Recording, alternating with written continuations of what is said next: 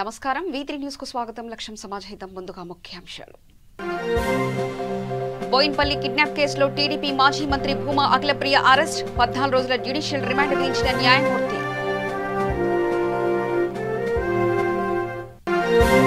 ఖమ్మంలో ఏర్పాటు చేసిన జామాయిల్ రైతుల మీటింగ్లో రసాభాస. బీజేపీ టీఆర్ఎస్ నేతల మధ్య వాగ్వాదం, తోపులాట.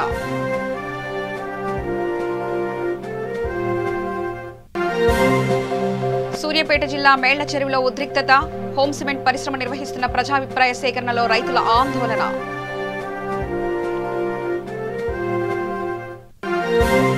ఆదివాసులు ఘనంగా నిర్వహించుకునే నాగోబా జాతర రద్దు. మేస్రం వంశస్థుల పూజలు మాత్రమే జరుగుతాయన్న ఆదిలాబాద్ జిల్లా కలెక్టర్.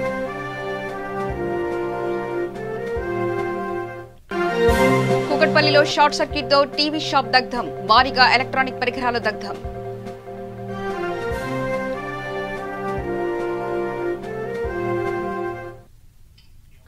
ఇక బోయిన్పల్లిలో జరిగిన కిడ్నాప్ కేసులో టీడీపీ మాజీ మంత్రి భూమా అఖిలప్రియను పోలీసులు జడ్జి ఎదుట హాజరుపరిచారు. అఖిలప్రియకు న్యాయమూర్తి 14 రోజుల జ్యుడిషియల్ రిమాండ్ విధించారు. అనంతరం ఆమెను పోలీసులు చెంచల్గూడ జైలుకు తరలించారు. గురువారం అఖిలప్రియ బెయిల్ పిటిషన్పై విచారణ జరగనుంది. అయితే అఖిలప్రియను వైద్య పరీక్ష నిమిత్తం గాంధీ ఆసుపత్రికి తరలించిన సందర్భంలో కొంత హైడ్రామా చోటు చేసుకుంది. గాంధీ ఆసుపత్రిలో కరెంటు బంద్ చేసి మీడియాకు తెలియకుండా అఖిలప్రియను పోలీసులు రహస్యంగా బయటకు తరలించారు. ఈ కేసులో ఏవీ సుబ్బారెడ్డిని A1 గా చేర్చడం గమనార్హం. ఆయనను కూడా పోలీసులు అరెస్ట్ చేశారు. అఖిలప్రియ భర్త భార్గవరావు ప్రస్తుతం పరారీ. సో అది రేపటి వాయిదా పడింది. బెయిల్ పిటిషన్ సంబంధించి రిమాండ్ విషయంలో ఏమైనా కోరారా? అంటే రిమాండ్ విషయంలో తన హెల్త్ అనేది మంచిగా లేదు. సో దాని గురించి అనేది పిటిషన్ ఫైల్ చేయడం జరిగింది. హాస్పిటల్కి మూవ్ చేయమని చెప్పేసి అది కూడా పీపింగ్ నోటీస్ అనేది ఇవ్వడం జరగాలి. రేపు నోటీస్ అనేది చేసి కోర్టులో ఆర్గ్యుమెంట్ ఉంది. రేపు మార్నింగ్కి క్లోజ్ చేశారు. అరెస్ట్ సంబంధించి ఏమైనా అన్యాయం కానీ లేదా ఇంకేమైనా ఆర్గ్యుమెంట్స్ జడ్జి ముందర ఆమె చెప్పడం జరిగింది అఖిలప్రియ గారు. ఇది అనేది అఖిలప్రియ గారికి అయితే ఇన్వాల్వ్మెంట్ లేదు ఇందులో. రిమాండ్ రిపోర్ట్లో క్లియర్గా చెప్తుంది దేర్ ఇస్ నో ఇన్వాల్వ్మెంట్. అసలు సెక్షన్స్ కూడా దీనికి అట్రాక్ట్ కూడా కావు. దట్ అన్ని కోర్టులో చూసుకుందామంటే అది ఆర్గ్యుమెంట్ ఉంటుంది. ఆ విషయాలని జడ్జి ముందర ప్రస్తావించాము. జడ్జి ముందర ప్రస్తావించాము. జడ్జి అనేది పీపీ నోటీస్కి అనేది వెళ్ళాలి. పీపీకి నోటీస్ సర్వ్ చేయమన్నారు. సో రేపు అది సర్వింగ్ ఉంది. పీపీకి నోటీస్ సర్వ్ చేసినాక ఆర్గ్యుమెంట్. రిమాండ్ విధించారా? ఎక్కడికి తరలించారు? ఇప్పుడు అనేది పోలీస్ స్టేషన్కి తీసుకెళ్తున్నారండి. ఇప్పుడు జైలు అనేది క్లోజ్ ఉంటుంది కాబట్టి పోలీస్ స్టేషన్లో ఉంటుంది. రేపు మార్నింగ్ జైలు. రిమాండ్ 14 రోజులు చెప్పారా? 14 రోజులు కాల్ వచ్చింది. సో ఆల్మోస్ట్ ఈ ఇన్సిడెంట్ తర్వాత రఫ్లీ ఒక 1 hour గ్యాప్ తర్వాత ఇన్ఫర్మేషన్ వచ్చింది. బికాజ్ అందరికీ ఒక రూమ్లో బంద్ చేశారు కదా. బంద్ చేసిన తర్వాత immediately they left in a vehicle. These people thought that అంటే బయటే ఇన్కమ్ ట్యాక్స్ ఆపరేషన్ జరుగుతుంది. So they also remain quiet for almost 40, 45, 50. Khammam నగరంలో జెడ్పీ సమావేశ మందిరంలో ఏర్పాటు చేసిన జామాయిల్ సుబాబుల్ రైతులతో మీటింగ్ రసాబసాగా మారింది. సమావేశ మందిరంలోని టీఆర్ఎస్, బీజేపీ, వామపక్ష పార్టీల నాయకులు బాహాబాహికి దిగారు. ఢిల్లీలో రైతు వ్యతిరేక చట్టాలకు రైతులు నిరసన తెలుపుతున్నారంటూ ఓ టీఆర్ఎస్ నేత అనడంతో బీజేపీ, టీఆర్ఎస్ నేతల మధ్య వాగ్వాదం చోటు చేసుకుంది. దీంతో ఇరు పార్టీల నాయకులు తోపులాటకు దిగారు. జామాయిల్ సుబాబుల్పై జరుగుతున్న మీటింగ్కు ఐటీసీ అధికారులు రావాలంటూ బీజేపీ, సిపిఎం, సిపిఐ నాయకులు డిమాండ్ చేయడంతో బీజేపీ, టీఆర్ఎస్ నేతల మధ్య ఘర్షణ చోటు చేసుకుంది. దీంతో సమావేశం రసాబసా కావడంతో డీఆర్ఓ శిరీష మీటింగ్ నుంచి వెళ్లిపోయారు.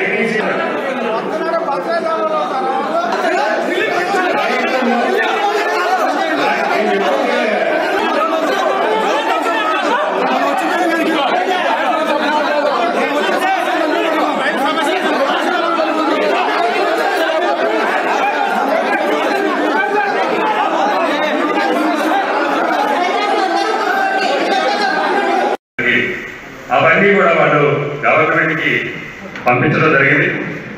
ప్రభుత్వం నుంచి మన హార్టికల్చర్ డిపార్ట్మెంట్ వాళ్ళకి దీని మీద ఎంక్వైరీ చేయమని చెప్పారు.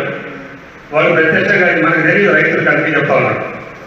2-3 నెలల పాటు సమస్యలు తెలుసుకున్నారు. రైతు సంఘాలు చెప్పే దాంట్లో 100% వాస్తవం ఉందని చెప్పి, రైతులు చెప్పే దాంట్లో వాస్తవం ఉందని చెప్పి గమనించినటువంటి అధికారులు పైకి రిపోర్టు పంపించిన దయమడ ఇవాళ రాష్ట్ర ప్రభుత్వం ఈ సమావేశాన్ని ఏర్పాటు చేయాలని చెప్పడం జరిగింది. గతంలో నాకు తెలిసి హార్టికల్చర్ డిపార్ట్మెంట్ వాళ్ళు ఐటీసీ వాళ్ళకి రిప్లై లేదు. డైరెక్ట్గా ఫోన్లో మాట్లాడితే అధికారులు ఇక్కడ ఉన్నటువంటి అధికారులు మీరు మీ అసిస్టెంట్ గారు దురుసుగా చెప్పినటువంటి పరిస్థితి కూడా ఐటీసీ అధికారులు ఉంది. చివరికి విసిగి వేసారటువంటి మాలాగే అధికారులు కూడా విసిగి వేశారని ఇవాళ ఈ పరిస్థితి ఉంది. ఎందుకు చెప్తున్నానంటే ఇదేదో రాష్ట్ర ప్రభుత్వ వ్యతిరేకం, అధికారుల వ్యతిరేకం, ప్రభుత్వ వ్యతిరేకం దీనికి ఉంది. అందరూ మన కోసం ప్రయత్నం చేస్తున్నారు ఏదో రూపంలో, ఏదో ఒక స్థాయిలో. నేను గమనించవలసిందిగా కోరుకోవాలి.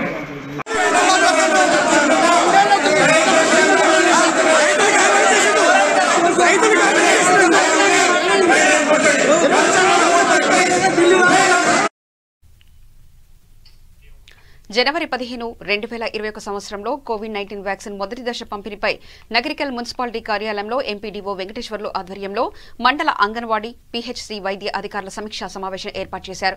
ఈ కార్యక్రమానికి ముఖ్య అతిథిగా నల్గొండ జిల్లా ఆర్డీఓ జగదీశ్వరరెడ్డి హాజరయ్యారు. ఈ సందర్భంగా ఆయన మాట్లాడుతూ గడిచిన సంవత్సరం యావత్ ప్రపంచాన్ని, కొన్ని జీవితాలను చిందరవందరం చేసింది. ఈ సంవత్సరంలో కరోనా వ్యాక్సిన్ అందుబాటులోకి రావడం శుభదాయకం అన్నారు. ఈ నెల 17, 18 తేదీలలో జిల్లాల నుండి నియోజకవర్గ, మండలాల వారీగా కేంద్రాలు ఏర్పాటు చేసి మనిషికి మధ్యలో వ్యక్తిగత దూరాన్ని పాటిస్తూ ఈ వ్యాక్సిన్ మొదలు పెడతారని అన్నారు. అక్కడ ఏర్పాట్లు కూడా పూర్తి చేయడం జరుగుతుంది. ఆ తర్వాత వ్యాక్సినేషన్ ఇచ్చే దశ ఇంకా డ్రై రన్ అనేది 7th, 8th రోజు జరుగుతుంది. ఆ తర్వాత వ్యాక్సినేషన్ ఎప్పుడు ఇవ్వాలనేది నిర్ణయిస్తారు. సో దానికోసం ఈరోజు ఏర్పాట్లు చేసి ఏర్పాట్ల గురించి చర్చించడం జరిగింది. సో ఇది అంతా కూడా సక్రమంగానే జరుగుతుంది, అనుకున్నట్టుగా జరుగుతుందని. దాని ప్రకారం అక్కడ ఏర్పాట్లు కూడా పూర్తి చేయడం జరుగుతుంది. ఆ తర్వాత వ్యాక్సినేషన్ ఇచ్చే దశ ఇంకా డ్రై రన్ అనేది 7th, 8th రోజు జరుగుతుంది.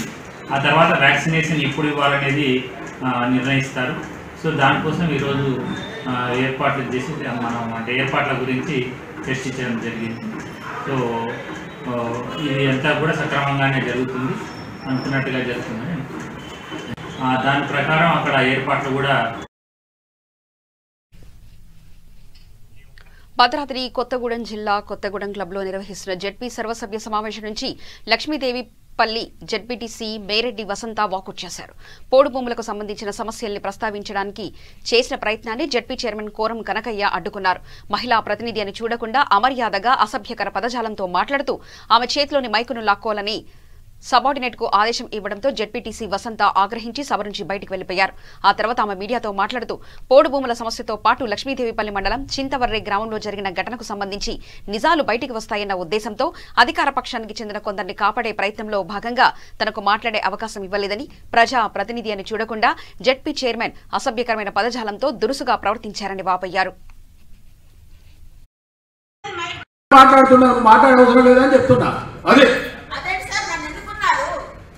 నేను మాట్లాడా కదా, వేరే సబ్జెక్ట్ మాట్లాడు, వేరే మాట్లాడు. ఇది మాట్లాడడం లేదు, నీకు వేరే మాట్లాడని చెప్తాను. మీరు మాట్లాడదా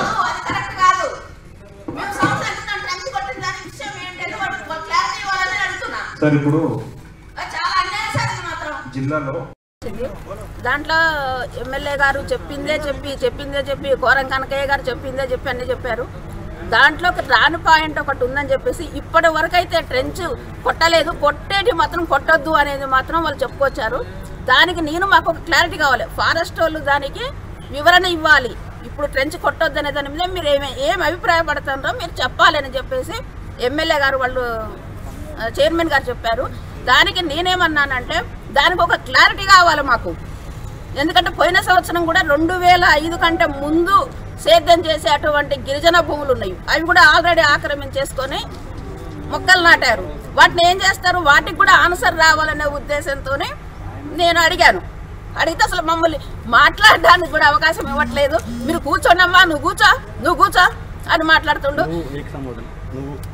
నువ్వు అని మాట్లాడుతున్నారు. కనీసం గౌరవం ఇవ్వాలనే విజ్ఞత కూడా లేదని చెప్తున్నాను నేను కోరం కనకయ్య గారికి. ఆ ఎమ్మెల్యే గారు కూడా అంతే మాట్లాడారు, కూర్చోమ్మా.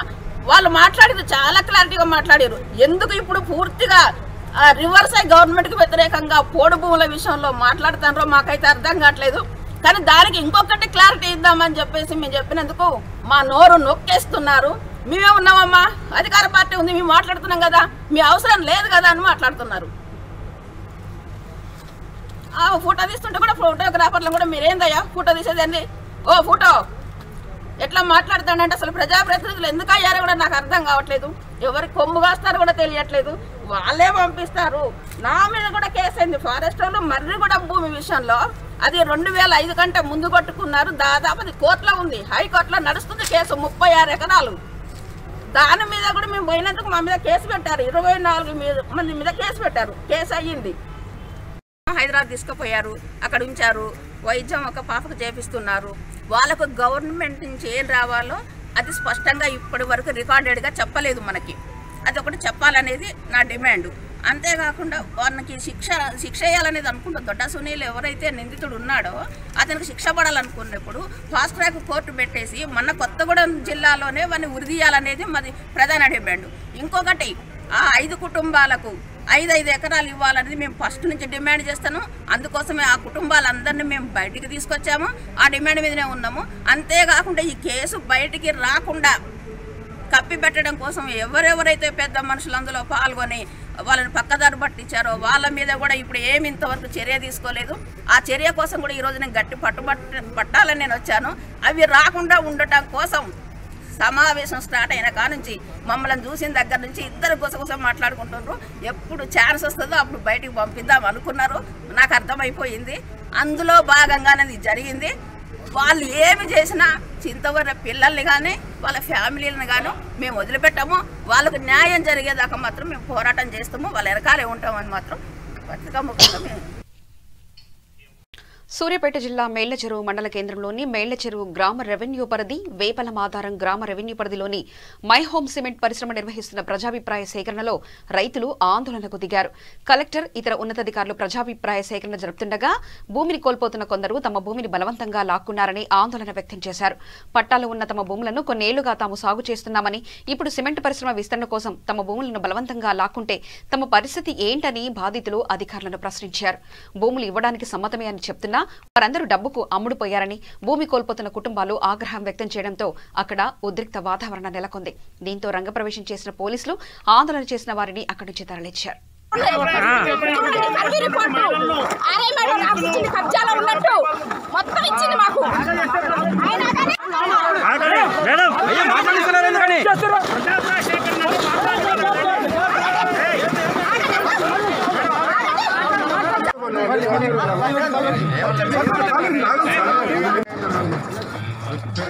ఎవరండి మీరు? ఎవరు ఖాళీ సార్ ఖాళీ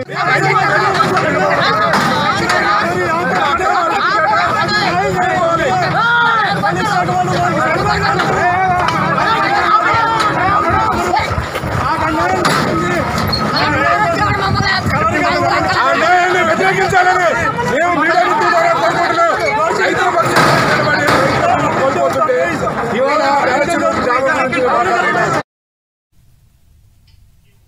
రాష్ట్రంలో ఆదివాసులు ఘనంగా నిర్వహించుకునే నాగోబా జాతర ప్రజా దర్బార్ మిశ్రం వంశస్థుల నిర్ణయం మేరకు ఈ సంవత్సరం రద్దు చేసినట్లు ఆదిలాబాద్ జిల్లా కలెక్టర్ సిక్నా పట్నాయక్ ప్రకటించారు. ఆదిలాబాద్ జిల్లా కేస్లాపూర్లోని నాగోబా దర్బార్ హాల్లో జిల్లా ఉన్నతాధికారులు మిశ్రం వంశస్థులతో సమీక్షా సమావేశాన్ని నిర్వహించారు. ఈ సందర్భంగా సిక్నా పట్నాయక్ మాట్లాడుతూ కోవిడ్ నేపథ్యంలో ఆలయంలో మిశ్రం వంశస్థుల సాంప్రదాయ పూజలు మాత్రమే జరుగుతాయన్నారు. ఫిబ్రవరి 11న మహాపూజ ఉంటుందని, దర్శనం కోసం వచ్చే భక్తులు తప్పనిసరిగా మాస్కులు ధరించి భౌతిక దూరం పాటించాలన్నారు.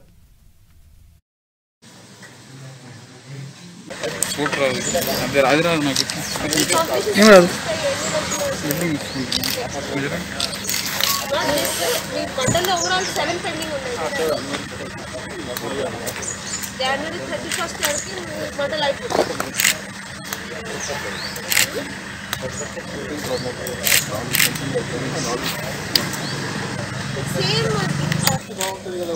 ఈ మధ్యలో ఎక్కడ తీసుకోవడం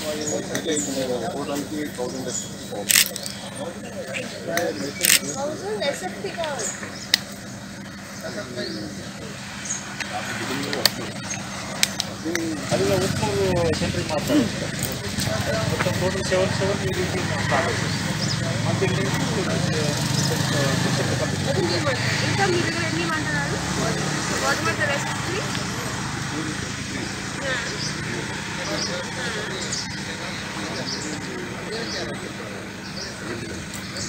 అది 21 17 అయిపోయింది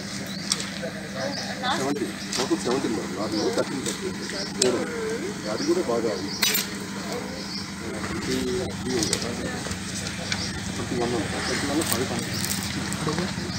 కమ్యూనిటీకి ఉంది కావాలి.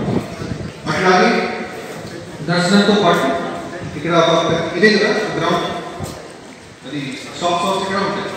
ఈ గ్రౌండ్లోనే కదా, ఈ గ్రౌండ్లో దాదాపు 400 to 500 1 month moving చాలా మంచి ప్లానింగ్ మూవ్ అందరూ ఆఫీసర్స్ అండ్ కమిటీ మెంబర్స్ కూర్చొని ఆల్మోస్ట్ ఆల్ డిపార్ట్మెంట్స్ కూడా డిస్కస్ చేశారు. దాదాపు అందరూ వచ్చేసి అన్ని రోల్స్ రెస్పాన్సిబిలిటీస్ తెలుసు.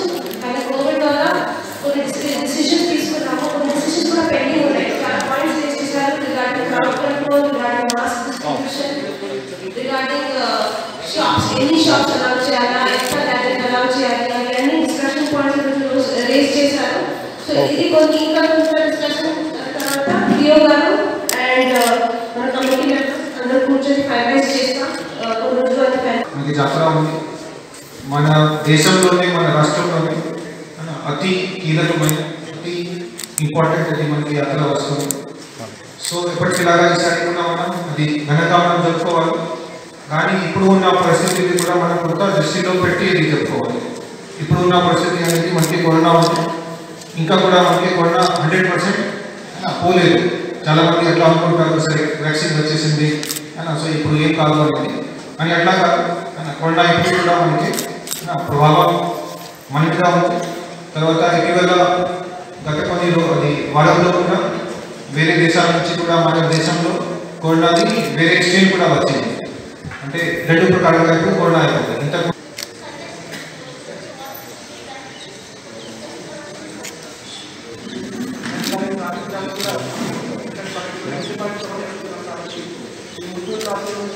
ట్రాఫిక్ కూడా అదే కాకుండా ఒకటి బ్యాకప్ ఒకటి మనకు ఉంటుంది.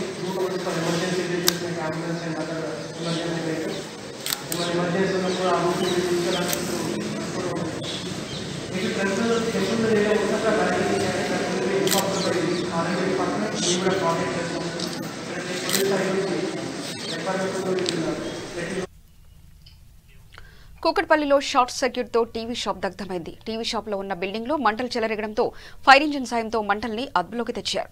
భారీగా ఆస్తి నష్టం జరిగినట్లు సమాచారం.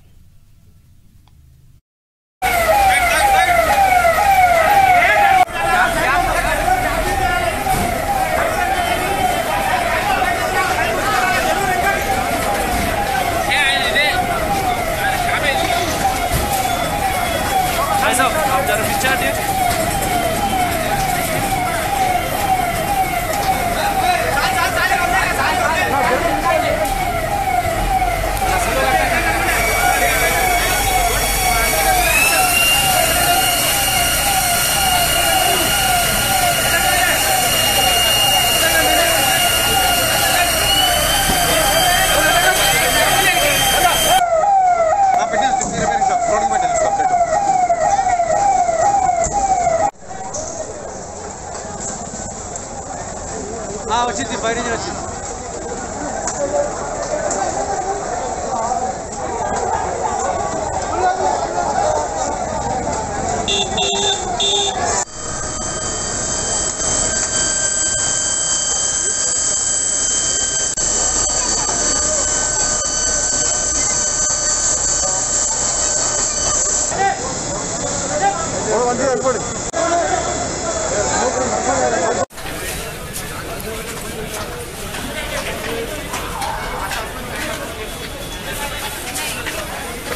క్రాంతాలు ఇటు వచ్చాయి,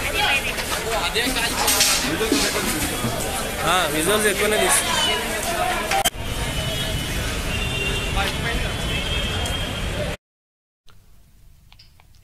ఆంధ్రప్రదేశ్ మంత్రి వెల్లంపల్లి శ్రీనివాస్ వ్యాఖ్యలకు నిరసనగా హైదరాబాద్ కుషాయిగూడ హెచ్బీ కాలనీలోని ఉమ్మడి తెలుగు రాష్ట్రాల క్షత్రియ సేవా సమితి మరియు సూర్య యూత్ అసోసియేషన్ ఆధ్వర్యంలో అల్లూరి సీతారామరాజు విగ్రహానికి పూలమాలలు వేసి అశోక్ గజపతిరాజు చిత్రపటానికి పాలాభిషేకం చేసి నిరసన వ్యక్తం చేశారు. 40 సంవత్సరాల రాజకీయ అనుభవం కలిగిన అశోక్ గజపతిరాజుపై అనుచిత వ్యాఖ్యలు చేయడాన్ని తీవ్రంగా ఖండించారు. వెంటనే మంత్రి వెల్లంపల్లిని బర్తరఫ్ చేయాలని వైసీపీ ప్రభుత్వాన్ని డిమాండ్ చేశారు.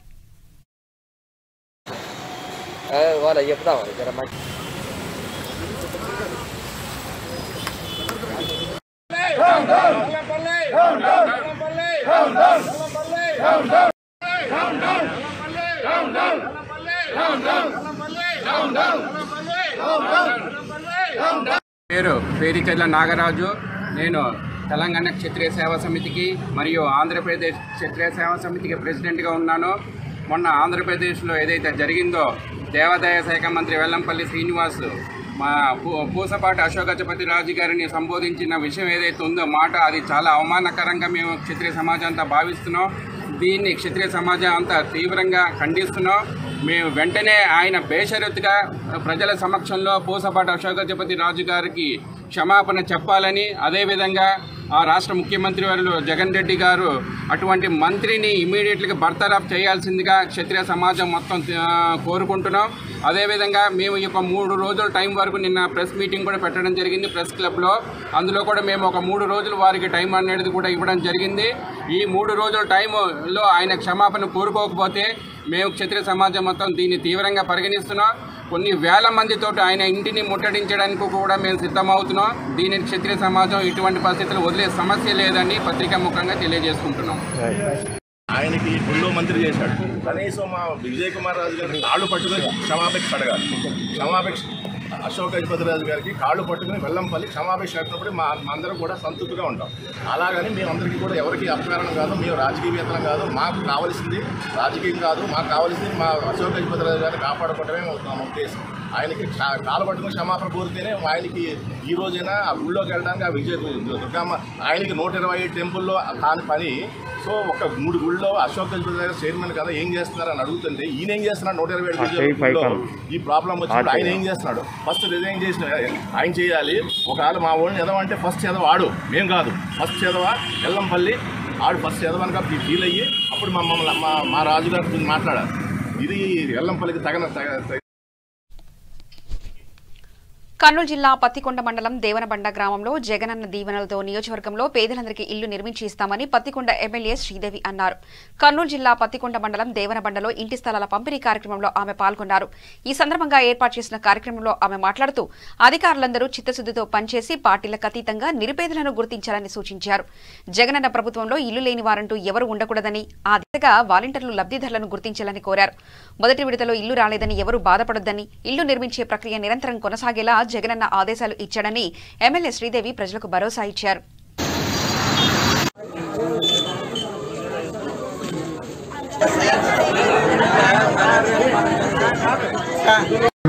రామ్మోహన్ రెడ్డి గారికి, వాణి గారికి, అదేవిధంగా ఈనాటి కార్యక్రమానికి వచ్చినటువంటి పెద్దలందరికీ, మండల స్థాయి నాయకులకి, అధికారులకి, ప్రెస్ మిత్రులకి అందరికీ కూడా నమస్కారాలు.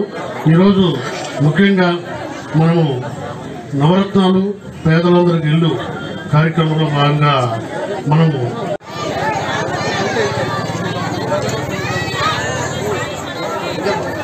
చాలా కష్టం కొంతమందికి ఆ కోరిక తీరగా ముందే మరి కాబట్టి ఈ రోజు కట్టిస్తాం, రేపు కట్టిస్తామని మన జీవితకాలం ఇలానే వెళ్ళిపోతుంది. మరి ఈ విషయాలలో మరి మన అన్న నవరత్నాలలో భాగంగా ఒక 72కి ఇప్పుడు సుమారుగా 25,300 చిల్లర కోట్లతో ఈ రోజు మనకి ఇంటికి ఖర్చు, మన ఇంటి నిర్మాణానికి ఖర్చు చేస్తున్నారు గవర్నమెంట్. కాబట్టి ఇది ఎంతో నవరత్నాల్లో పైకి ఇది చాలా మంచి పథకం. పేదలకు ఇల్లు ఇచ్చే పథకం, బహుత్తరమైన పథకం. ఇంతవరకు ఎవ్వరు కూడా ఇన్ని లక్షల ఇల్లు శాంక్షన్ చేసిన ఘనత ఒక మన సీఎం జగన్మోహన్ రెడ్డి అన్నకే దక్కింది, కానీ ఇంకా ఎవ్వరికి ఇంకా సాటినారు. భారతీయ జనతా పార్టీ కర్నూలు జిల్లా అధ్యక్షులు పొల్లంకి రామస్వామి ఆధ్వర్యంలో కలెక్టరేట్ ముట్టడించారు. విజయనగరం జిల్లా రామతీర్థంలోని శ్రీరాముల వారి దర్శనం చేసుకోకుండా బీజేపీ రాష్ట్ర అధ్యక్షులు సోము వీరాజును శాంతియుతంగా తిరుమల తిరుపతిలో ధర్నా చేస్తున్న రాష్ట్ర ప్రధాన కార్యదర్శి డాక్టర్ బైరెడ్డి శబరిని అరెస్ట్ చేసినందుకు నిరసనగా బీజేపీ రాష్ట్ర పార్టీ పిలుపు మేరకు కర్నూలు జిల్లాలో కలెక్టరేట్ ముట్టడించారు. ఈ కార్యక్రమంలో నాయకులు, కార్యకర్తలు, మహిళలు పెద్ద ఎత్తున పాల్గొన్నారు. ధ్వంసానికి నిరసనగా రాష్ట్రంలోనే కాదు దేశవ్యాప్తంగా కూడా దీనికి సంబంధించినటువంటి కార్యాచరణ రూపొందించబోతుందని ఈరోజు మీ అందరి ముందు సవినయంగా మనం చేసుకుంటున్నాం. 200 సంవత్సరాల సుదీర్ఘ పోరాటం తర్వాత అయోధ్యను సాధించుకున్నటువంటి చరిత్ర భారతీయ జనతా పార్టీ. ఈ దేశంలో మెజారిటీ మతస్థులైన హిందువుల మనోభావాలు దెబ్బతినకుండా చూసుకోవాల్సిన బాధ్యత ఎన్నిక కాబట్టినటువంటి ఈ యొక్క రాష్ట్ర ప్రభుత్వానికి ఉంది. కానీ గత 6 నెలలుగా చూస్తున్నటువంటి అనేకమైనటువంటి విషయాలను చూస్తుంటే ఈ యొక్క దేవాదాయ శాఖ మంత్రి ముఖ్యంగా వెల్లంపల్లి శ్రీనివాసులు గారిని మేము చెప్తున్నాము, నైతిక బాధ్యత వహించి మీరు రాజీనామా చేయవలసిందిగా కోరుకుంటున్నాము. దానికి ఏమంటే ఇప్పటి వరకు జరిగిన 18 సంఘటనల్లో ఏ యొక్క సంఘటనలో పట్టుకున్నటువంటి దాఖలాలు లేవు. చేత కాకుండా అంతర్వేదిలో జరిగినటువంటి సంఘటన సిబిఐ ఎంక్వైరీ చేశారు. అంటే ఇక్కడ చేత కాదా? మీకు ప్రభుత్వం నడపడం చేత కాదా?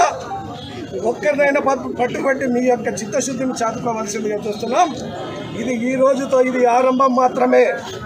భారతీయ జనతా పార్టీ ఆంధ్రప్రదేశ్లో రాబోయే రోజుల్లో ఈ యొక్క ఘటనని వాడకి మండలానికి తీసుకెళ్లడానికి ఈరోజు శంఖారామే ఊదుతున్నాం.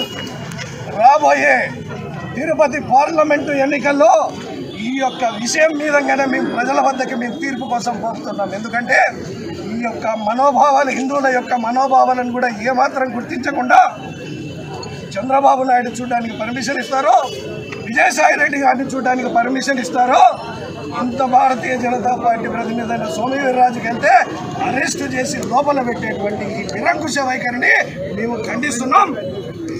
రాబోయే రోజుల్లో ఖచ్చితంగా ఈ యొక్క జగన్మోహన్ రెడ్డి గారి ప్రభుత్వాన్ని మెడలు వంచి కాషాయ ధ్వజాన్ని ఎగిదేసే రోజు వస్తుందని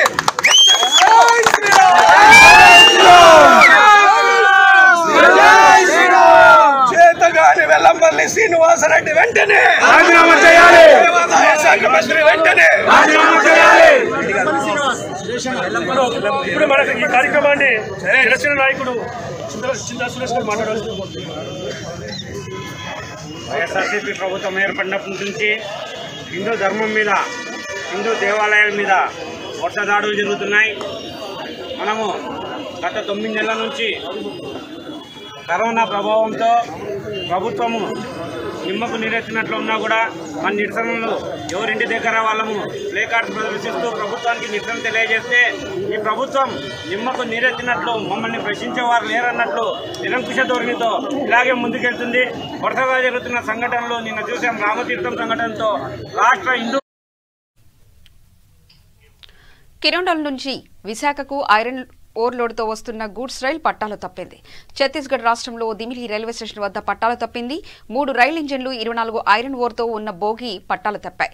దీంతో రైళ్ల రాకపోకలకు తీవ్ర అంతరాయం ఏర్పడింది.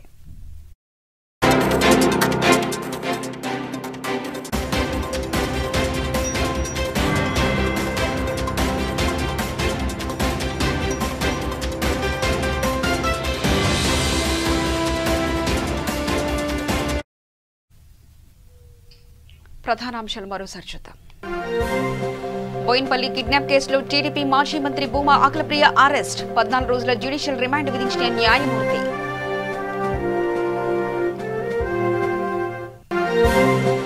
ఖమ్మంలో ఏర్పాటు చేసిన జామాయిల్ రైతుల మీటింగ్ రసాబసా. బీజేపీ, టీఆర్ఎస్ నేతల మధ్య వాగ్వాదం, తోపులాట.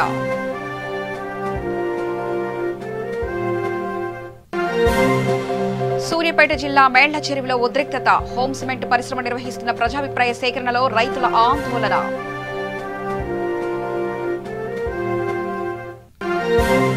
ఆదివాసులు ఘనంగా నిర్వహించుకునే నాగోబా జాతర రద్దు. మెస్రం వంశస్థుల పూజలు మాత్రమే జరుగుతాయన్న ఆదిలాబాద్ జిల్లా కలెక్టర్.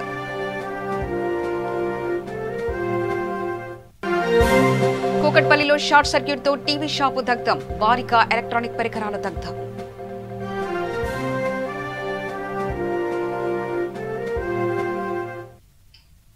సమగ్ర సమాచార స్రవంతికై చూస్తూనే ఉండండి. V3 న్యూస్ లక్ష్యం సమాజహితం.